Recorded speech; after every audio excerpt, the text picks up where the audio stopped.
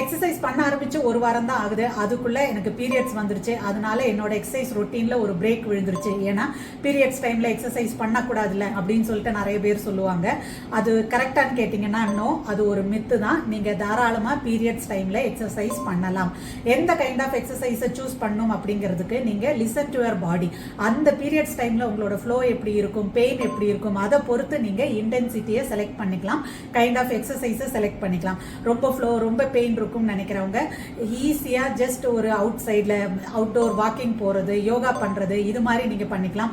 இல்ல எனக்கு எந்த ப்ராப்ளமும் இல்ல, கம்ஃபர்டபுள் அப்படின்னு நினைச்சீங்கன்னா நீங்க எந்த கைண்ட் ஆஃப் எக்ஸசைஸ் வெயிட்டை தூக்கி பண்றதும் பண்ணிக்கலாம். எனி கைண்ட் ஆஃப் எக்ஸசைஸ் உங்களால முடியறத தாராளமா கண்டினியூ பண்ணலாம். இன்ஃபேக்ட் அந்த எக்ஸசைஸ் பண்ணும்போது சுரக்கிற எண்டோஃபின்ங்கிற ஹார்மோன் ஒரு நேச்சுரல் பெயின் கில்லராகவும் இருக்கிறனால உங்களுக்கு அந்த பீரியட்ஸ் டைம்ல நீங்க அந்த எக்ஸசைஸ் பண்ணும்போது அது உங்களோட மூட் ஸ்விங்கை கம்மி பண்றதுக்கு, நல்ல மூடை என்ஹான்ஸ் பண்றதுக்கு, எனர்ஜியை நல்லா பூஸ்ட் பண்றதுக்கு, உங்களோட பெயினை கொஞ்சம் கம்மி பண்றதுக்கு, இந்த மாதிரி எல்லா விதத்திலையும் ஹெல்ப் பண்ணத்தான் செய்யும்.